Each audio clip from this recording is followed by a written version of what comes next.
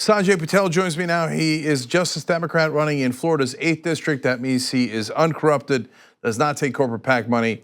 Sanjay, welcome to the program. Thank you so much, Cenk. No problem. So you got a character you're running against, Bill Posey. I want to come back to him in a second, but I like this fact about your background, that your parents are on the American Immigrant Wall of Honor at Ellis Island. That's pretty neat. How'd that happen? So my parents, they made a $200 donation back in 1989. And what that did was it put their names on the American Immigrant Wall of Honor. And essentially what it said was that it would recognize and respect our family's role in fulfilling the American dream of hope, freedom, and opportunity for all. And that all of the visitors who come to Ellis Island each year would recognize that sacrifice that my parents made. So it's a pretty incredible story. You know, for us back then in 1989, $200 was a ton of cash back then. And so to have that memorialized up in New York City is pretty incredible. And, you know, I'm an immigrant myself, and my parents are, and so I know. You know why your parents did that? Because they love this country. Right. And that's why they came here, that's why they live here, they're proud to be here. And I think that's what right-wingers don't understand. Actually, immigrants, like, some of us risked our lives to get here. That's how much we love the country. And for them to try to reject us, it's greatly demoralizing. But overall, that's why we fight back, and that's why you're running for Congress, and that makes a big difference. And you said $200 was a lot for you guys back then. You didn't your parents didn't come to this country with a lot of money, did they? No, they didn't speak the language. They didn't have any money. They didn't even have family out here. And so when they came to the shores of this country, I mean, it was the courage that takes is incredible.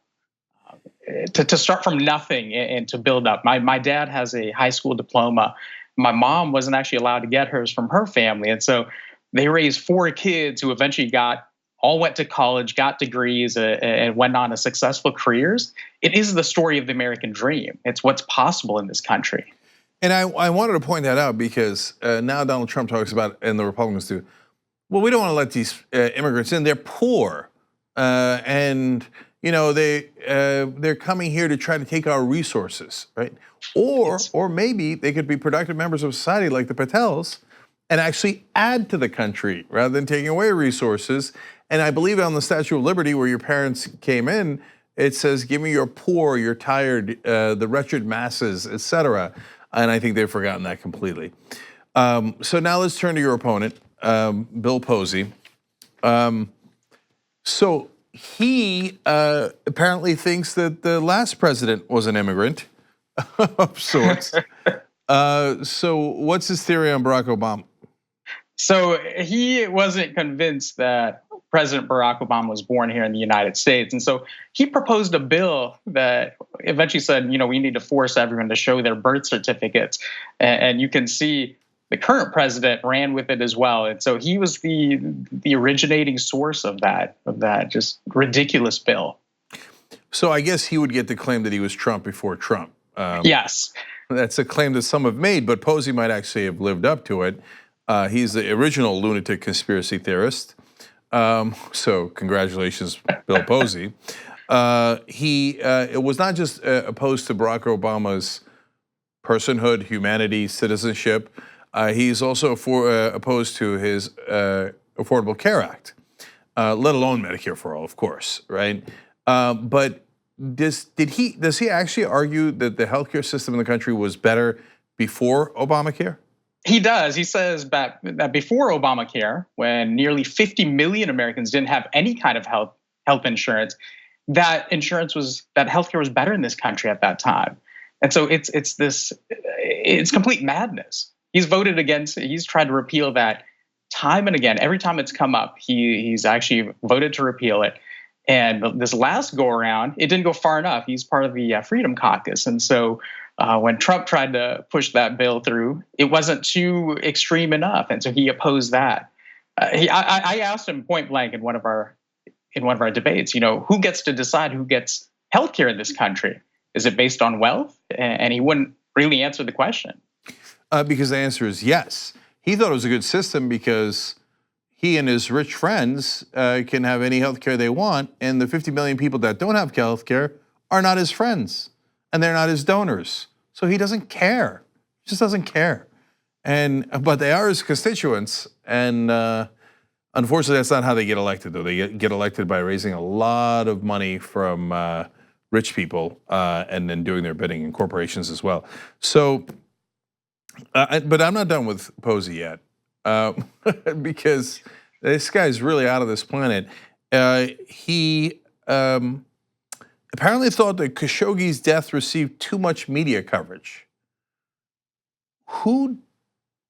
Who says that, like, in any way defends the Saudi government when they, because here's the part I'm confused by, Sanjay, because these extreme right wingers, they claim like, the Muslims the problem, they're the problem, and we got to keep them out of this country, right?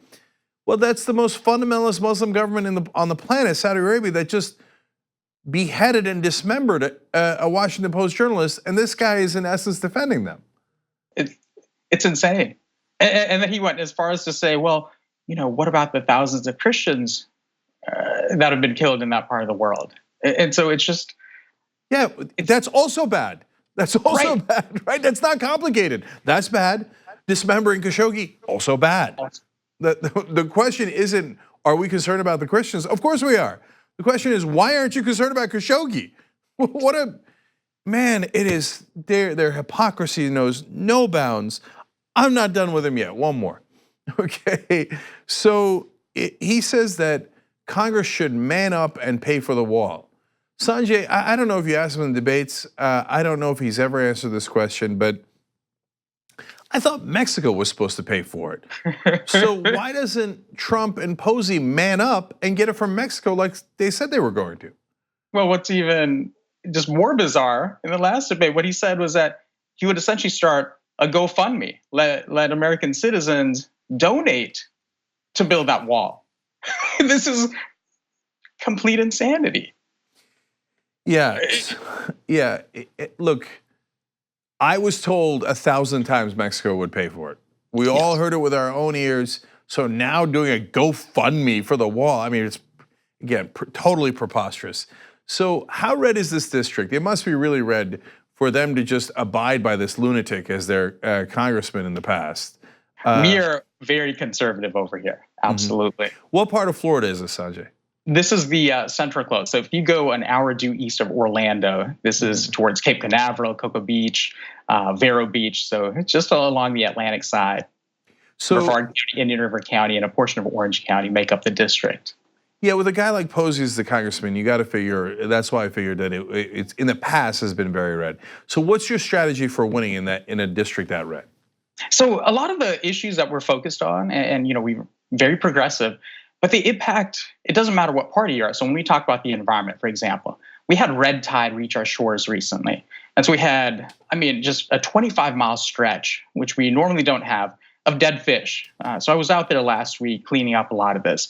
And so when we've got red tide on our shores, it doesn't matter whether you're a Democrat or Republican. If our water is turning toxic, and it's due in large part to the actions of our elected officials, people start to perk up and say, okay, wait a minute, this guy here who wants to protect our environment, protect our water, that resonates. And so the platform that we're supporting, whether it be Medicare for all to make sure that healthcare is a human right in this country, protecting our planet, the only planet that we have to call home, or making sure that every kid gets a good quality education. So these are things that cross the board. And so for us, it's about focusing on those issues, and party aside, people are resonating with that. And so I think that's the strategy, is to really let people know that, look, we're fighting for you. These issues matter to you. It doesn't matter what party you are. And we're trying to get, we have a large senior population here who rely on Social Security and Medicare. And, with this tax cut that they just passed, and they want to fund it by cutting Social Security and Medicare, folks are starting to understand that, oh, hey, wait a minute. They want to say, my opponent wants to paint me as, he's a socialist. No, these ideas, are not radical, to make sure that, hardworking people earn livable wages. And so for me, I'm getting a lot of bipartisan support. And I think that's the right thing we got to do. These are critical issues facing our district and across the country. And we need strong leadership to say, no, look, we are going to make sure that if you're sick in this country, you should be taken care of, just like many other countries around the world are doing. These are not radical notions. And for me, we have the Space Coast. We have NASA in my backyard. So when we're launching rockets and we're talking about sending humans up to Mars, if we're able and capable of doing that, there's no reason we can't provide healthcare to every American, that every kid can get public education all the way up to college or trade school. So it's breaking down these ideas that for too long they think are too radical, because they're absolutely not. These are just common sense things that we got to fight for. Yes, and by the way, Mitch McConnell did suggest that they would cut Social Security and Medicare if the Republicans retain control of the House. I'm not sure that the voters in that district are aware of that, but they should be.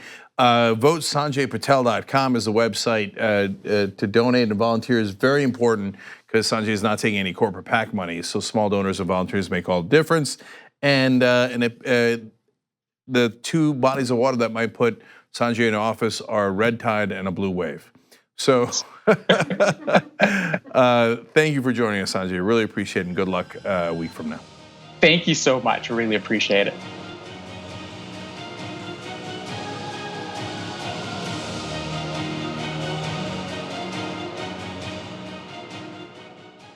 The TYT Plus app is now available on iOS and Android. Download to get more TYT content at tyt.com/app.